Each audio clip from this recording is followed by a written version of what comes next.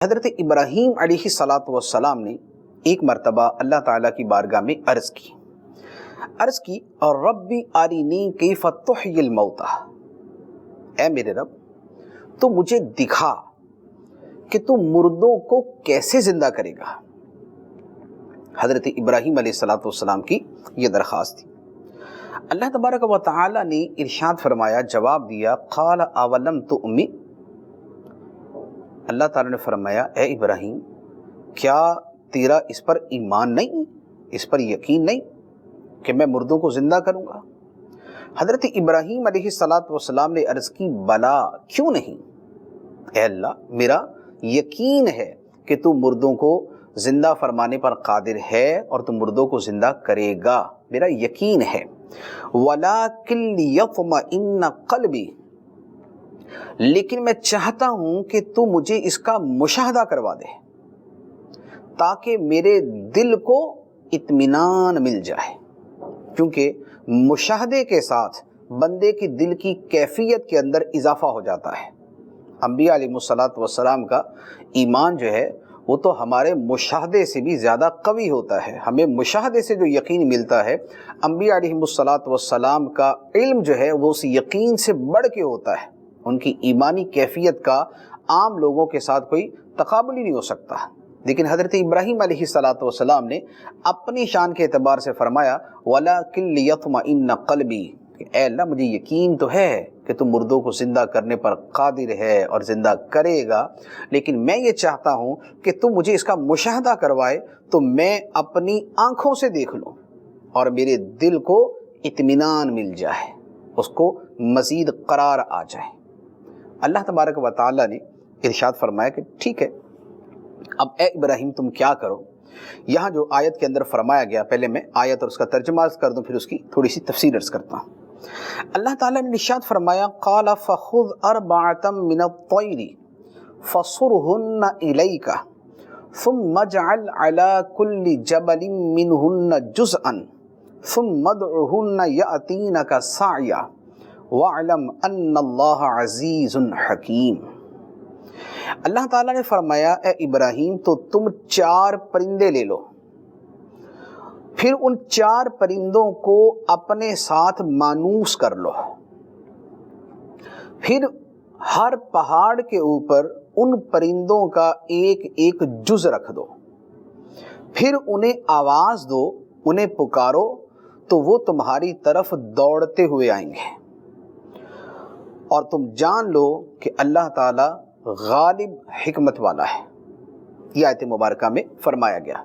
اس کی تفسیر جو ہے وہ کچھ اس طرح ہے، جو اس کا مزید توضیحی معنی ہے وہ یوں ہے کہ اللہ تعالیٰ نے فرمایا کہ اے ابراہیم اگر تم یہ دیکھنا چاہتے ہو کہ میں مردوں کو کیسے زندہ کروں گا، میری قدرت کا یہ مشاہدہ کرنا چاہتے ہو تو یوں کرو، 4 پرندے لے لو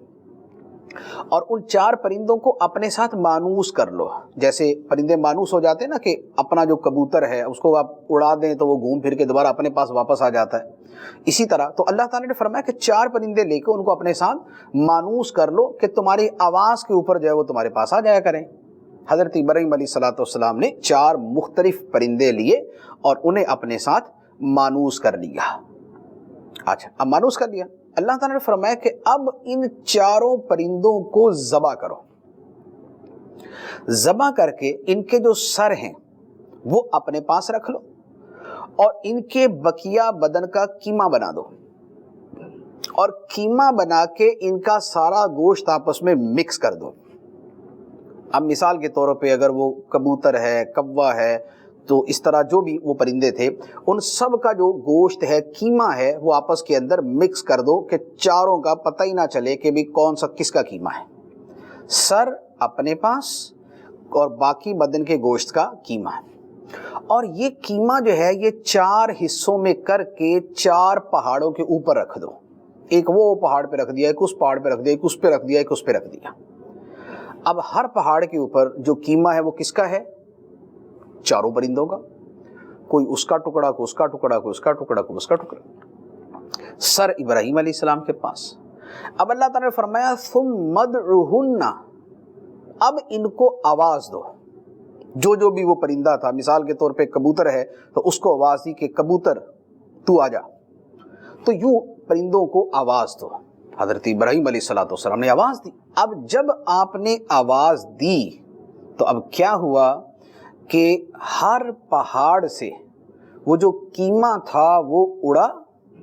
اور اڑ کے اس میں جس پرندے کا جو جز تھا وہ اسی کے سر کے ساتھ آ کے ملنا شروع ہو گیا۔ چاروں جگہ سے وہ گوشت اڑ کے آیا، وہ کیما اڑ کے آیا اور اپنے اپنے سروں کے ساتھ جڑ گیا، اور دوبارہ وہ چاروں کے چاروں پرندے اسی صورت میں واپس آ گئے جس کے اندر وہ ذبح کرنے سے پہلے تھے۔ تو یہ اللہ تعالیٰ نے حضرت ابراہیم علیہ السلام کو مشاہدہ کروایا کہ اللہ تعالیٰ مردوں کو کیسے زندہ کرے گا، کہ اگر ان کے اجزاء بھی آپس کے اندر مکس ہو جائیں اور مختلف جگہوں پر منتشر ہو جائیں تب بھی اللہ تبارک و تعالیٰ ان کو جمع کرنے پر قادر ہے۔ اور یہ حقیقت ہے، یہ ہمارا ایمان ہے، اور یہ ہمارے بنیادی ایمان میں سے ہے جو اللہ تعالیٰ کی قدرت پہ ہے، اس کے علم پہ ہے، اور اس کی صفت محیی پہ ہے کہ وہ زندگی دینے والا ہے، وہ زندہ کرنے والا ہے۔ اور اسی کے اوپر ہمارا جو عقیدہ آخرت ہے وہ بیس کرتا ہے کہ اللہ تعالیٰ قیامت کے دن تمام کے تمام لوگوں کو زندہ فرمائے گا۔ خواہ ایک انسان جو ہے وہ ذبح ہوا، ایک انسان آگ میں جلا دیا گیا، ایک انسان کو جو ہے وہ کسی بوجھ کے نیچے دبا کے اس کا کچومر نکال دیا گیا، اس کی ہڈیاں جو ہے وہ گلا دی گئیں، جلا دی گئیں، راکھ بنا دی گئیں، راکھ بنا کے اڑا دی گئی، اور جو مرضی اس کے ساتھ کر دیا گیا، لیکن اس سب کے باوجود اللہ تبارک و تعالی اس کے ایک ایک ذرے کو جمع فرمائے گا، ایک ایک ذرے کو جمع فرمائے گا، اور وہ ذرات جمع ہو کر دوبارہ وہی انسان بعینہ ہی بن جائے گا اور خدا کی بارگاہ میں پیش ہوگا۔ یومئذ یصدر الناس اشتاتا لیروا اعمالہم، اللہ تعالیٰ فرماتا ہے کہ اس دن لوگ اپنے رب کی طرف لوٹیں گے بکھرے ہوئے، کچھ ادھر سے آ رہے ہیں، کچھ ادھر سے آ رہے ہیں، کچھ ادھر سے آ رہے ہیں۔ تو یہ اللہ تعالیٰ نے جو قیامت کا عقیدہ ہمیں قرآن پاک کے اندر بتایا ہے، اس کی بیس جو ہے وہ اللہ تعالیٰ کی اسی صفت محیی کے اوپر ہے، صفت مبدئ کے اوپر ہے، اور صفت معید کے اوپر ہے۔ مبدئ کہ وہ پہلی مرتبہ پیدا فرمانے والا ہے، اور معید وہ دوسری مرتبہ پیدا فرمانے والا ہے،